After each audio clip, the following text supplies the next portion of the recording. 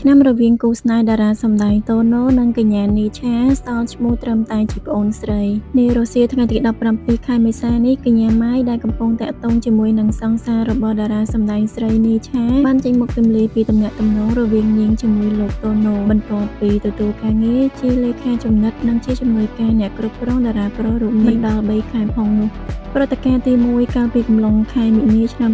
2024ម៉ៃនិងតូណូស្គាល់គ្នាដំបូងនៅក្នុងកម្មវិធីមួយម៉ៃជាពិធីការនីខណៈដែលលោកតូណូជាតារាចម្រៀងកិត្តិយសនិងជាមិត្តប្រុសរបស់នីឆាដែលតាក់ទងគ្នា7ឆ្នាំព្រឹត្តិការណ៍ទី2ក្រោយចប់អ៊ីវែនម៉ៃ tag ឈ្មោះរបស់តូណូនៅក្នុង story ព្រោះគិតថាវាជាទម្លាប់បង្ហោះអំពីការងារប្រចាំថ្ងៃហើយតូណូក៏បានឆ្លើយតបនៅក្នុង story បង្កើតឲ្យមានការកិច្ចសន្ទនាគ្នាហើយចាប់តាំងពីពេលនោះមករហូតមានការចាប់អារម្មណ៍ចង់តាក់ទងម៉ៃឲ្យមកធ្វើការជាមួយផងដែរ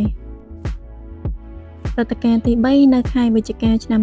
2024ម៉ៃសំចៃផ្លូវជាមួយសង្សាររបស់ខ្លួនឈ្មោះ Pet ដោយហេតុផលមិនចុះសម្រុងនឹងគ្នាព្រោះរឿងមួយចំនួនដែលសន្សំទុកនៅក្នុងចិត្តជាយូរមកហើយប៉ុន្តែចំណងស្នេហ៍នេះក៏មិនទាន់ត្រូវបានចប់ដាច់ស្រេចនោះទេខណៈដែល Pet សុំឱកាសកាយខ្លួនឡើងវិញព្រឹត្តិការណ៍ទី4នៅដើមឆ្នាំ2025តូណូឆាតទៅម៉ៃក្នុងគោលបំណងសួរនាំរឿងការងារនិងចង់ឲ្យនាងមកធ្វើការជាមួយលោកក្នុងនាមជាជំនួយការអ្នកគ្រប់គ្រងរបស់លោកនិងជាលេខាផ្ទាល់ខ្លួនរបស់លោកផងដែរព្រឹត្តិការណ៍ទី5ម៉ៃបានយកដំណឹងនេះទៅពិភាក្សាជាមួយភេទរួចក៏សម្រេចចិត្តយល់ព្រមការងារជាមួយតូណូបន្ទាប់ពីទទួលការអនុញ្ញាតពីសង្សាររបស់ខ្លួនរួចហើយព្រឹត្តិការណ៍ទី6លើសពីការងារក្នុងរយៈពេល2ខែម៉ៃទទួលបានការយកចិត្តទុកដាក់ថែcareខ្លាំងពីតូណូដែលធ្វើឲ្យនាងមានអារម្មណ៍ចម្លែកចិត្តទី7តូណូសារភាពចូលចិត្តម៉ៃនៅក្នុងរថយន្តនេះបើយោងតាមការអះអាងរបស់ម៉ៃនៅក្នុងកម្មវិធីមួយកម្មវិធីនោះមានឈ្មោះថាហូនក្រសែរបស់ទូរទស្សន៍ប៉ុស្តិ៍លេខ3ថៃចាំផ្សាយនៅថ្ងៃទី17ខែមេសាឆ្នាំ2025មកទល់ពេលនេះតូណូគិតចំពោះនីឆាត្រឹមតែជាប្អូនស្រីប៉ុណ្ណោះនេះបើតាមសម្ដីដែលតូណូបញ្ជាក់ឲ្យម៉ៃដឹងជាមួយនឹងអ្នកគ្រប់គ្រងរបស់ខ្លួននៅក្នុងរថយន្តនាងបានបន្តទៀតថាតូណូប្រាប់នាងថាសូមពេលដោះស្រាយជាមួយនីឆាជាមុនសិន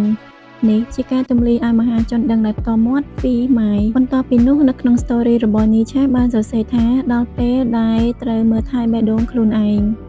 ម៉ៃជឿជាក់លើសម្ដីតូណូដែលបានអាប់ដេតប្រាប់នាងថាឥឡូវនេះសម្ព័ន្ធភាពរបស់លោកនិងនីឆាបានឃ្លាតគ្នាមួយរយៈហើយគ្រាន់តែលោកមិនអាចប្រកាសប្រាប់ជាសាធារណៈឡើយព្រោះ fan club និងលោកហើយនិងនីឆាត្រូវមានទំនាក់ទំនងការងារជាមួយគ្នាក្នុងកំឡុងខែមីនាកន្លងទៅទំនាក់ទំនងរបស់ម៉ៃនិងតូណូក៏ចាប់ផ្ដើមស្អិតរមួតនិងកាត់ឡើងបែកធ្លាយដោយតែសារព័ត៌មានបានចុះផ្សាយក្រោយពីអតីតសង្សារទម្លាយពីសារឆ្លើយឆ្លងក្នុងន័យលេបខាញរឿងនៅលើគ្រែរបស់ពួកគេទាំងពីរនៅក្នុងរថយន្តម៉ៃបញ្ជាក់ពីការលើកឡើង